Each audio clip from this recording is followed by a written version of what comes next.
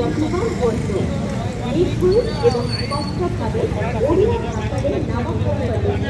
রাজ্য সরকার चतुर्थ दिवस अच्छी आज आमर जो ओडिया नामफलक पाई एटा को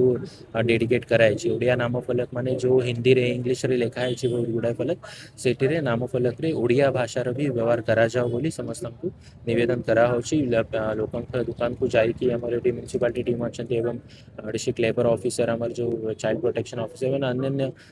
डिपार्टमेंट अच्छा ये आम सीनियर ऑफिसर मैंने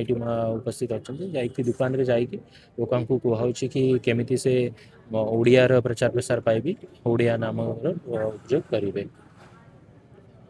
शुभेच्छा 1 ରୁ 14 पर्यंत ओडिया पक्ष चली तेणुक आज ओडिया नाम फलक पदयात्रा आरंभ होती जेकोसी वाणिज्य